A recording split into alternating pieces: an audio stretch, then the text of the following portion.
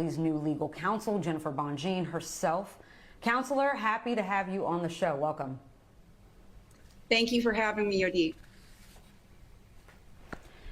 Okay, Jennifer, so I'm going to start this conversation by asking you the most obvious question, one I'm sure you get all the time. Why would you defend R. Kelly? I approach every case the same way. And I look and I say, has there been a miscarriage of justice? And in my mind, a miscarriage of justice occurs when the government oversteps, when they overreach, when they violate someone's constitutional right to a fair trial. And then I ask myself, is there anything I can do about it? Can I possibly get this individual some type of remedy, some type of relief? And when I looked at R. Kelly's case, I found that both of those things were true. And so I had no reservations about taking R. Kelly's case. What I see was a travesty of justice and how the process worked. And when the process doesn't work, the outcomes are not fair, they're not righteous. And as a result, I took R. Kelly's case. And I pass on cases, but this is a case that I felt satisfied both of those requirements.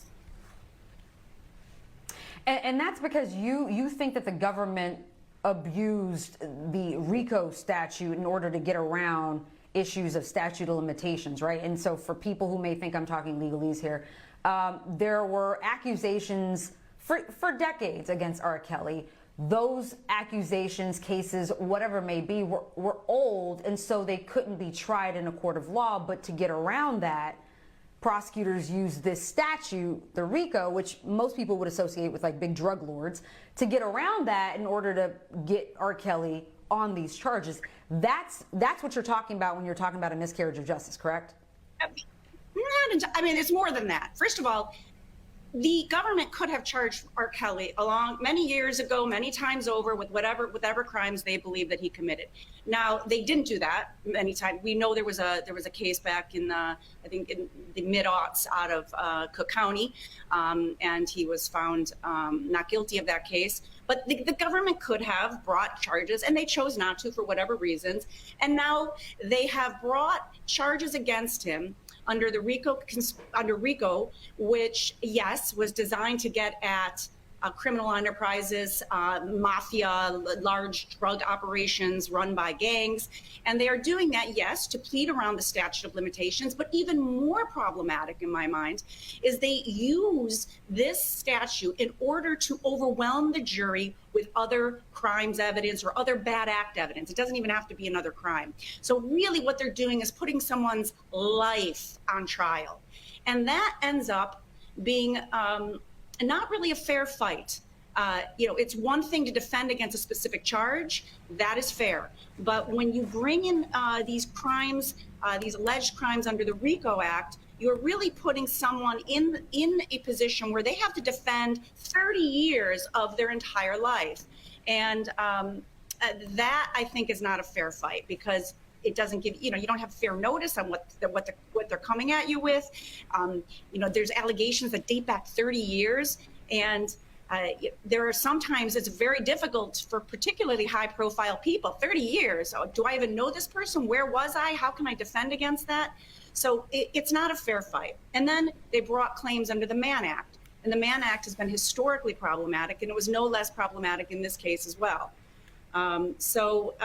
I believe that the government misused those statutes in order to gain convictions against R. Kelly that were not fair. And there's much that the jury didn't hear that they should have heard. Jennifer, I'm a lawyer too, so I understand what you're saying, and I'm able to think about this in a logical, obviously legal way, setting aside my emotion. But for the lay person, the person that's watching right now, and who's watched our coverage of R. Kelly's trial, who believe that he's finally being held accountable for abusing black women and girls, they don't care about a fair fight, right? They be creative. They're probably thinking, hey, however way the government could do it, they finally did, and it's done. I don't care. Explain why it matters to everyone ultimately that we essentially there's a checks and balances when it comes to prosecution. Yeah, that's right. And I can appreciate that there's emotions that run high, and people don't necessarily value how the government goes about getting what they consider to be justice. But when the government runs amok, right now it's R.Kelly, tomorrow it's somebody else. And maybe it's someone you care about tomorrow. Maybe it's a loved one of yours.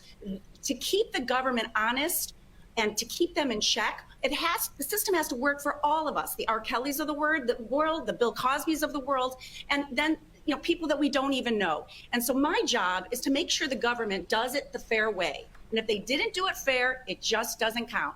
It's like if you cheat during a football game and you want to declare victory, you can't because you cheated.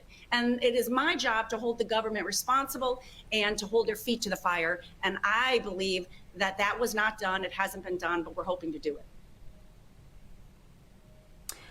So, I've had this conversation with colleagues for years, and in fact, we had a conversation about it on the show a few weeks back about the blowback that attorneys risk facing from the public over who they choose to represent. I get tweets from viewers asking why I keep inviting certain lawyers who represented less than desirable clients, and of course that question that we all get, defense lawyers get, how can you defend a guilty person? I'm curious, how would you respond?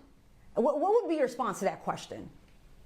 Well, I first of all, let me start by saying that that is a general question I get all the time. I don't know whether it's specific to R.Kelly or not, and I'm not here to, I don't trust the verdict that came back in R.Kelly's case. So I'm not going to say he's guilty until I believe that there was a fair process. I don't rely on verdicts where the process was not fair. So let me make that clear. I do not believe that the verdict is a reliable indicator of whether R.Kelly is in fact factually guilty. But to your general question of how do you represent unpopular people? How do you represent people that the media has already convicted? How do I represent them? I'm a defense attorney, and that's what I do. And I believe to my core that the government needs to be held accountable, and when they don't go about this process in a fair and just way, that is a miscarriage of justice, and it affects all of us. And I guess I just really believe in that principle. It just doesn't matter to me whether it's R.Kelly or Bill Cosby or any number of wrongfully convicted people that I have represented over the years. It just does not matter. It's all the same to me, because if the system doesn't work for one, it doesn't work for any of us. And I guess I'm just really focused on that principle. And it doesn't, my view is if you're a defense attorney and you can't get with that idea, then maybe find a different career. It's really one of the fundamental tenets of what we do. Jennifer, I wish we had more time. I could talk about this all day with you, and I'm hoping that you do come back. But I've got time for just one question. Sure. As women attorneys, we're assumed to have more empathy for accusers. And so there's a lot more pressure on us on who we choose to represent than, say, male attorneys. Is that fair? Well, I think it's a little ridiculous. I mean, women are capable of anything, right? We're capable of being president. We're capable of being vice president. We're also capable of bad. We're capable of lying. We're capable of the gamut of things. Why? Because we're human beings. And to think that we are either this, this virtuous, perfect person versus evil, we're capable of all of it. So to say that we somehow have a greater ability to be, empathic, I think once we go down that road, that leads to a bad place. Women and men are capable of all types of emotions, motivations, and they can be incentivized by anything. And that's just how I view it. So no, I guess I don't think it's fair. There you have it. Jennifer Bongine, pleasure speaking with you.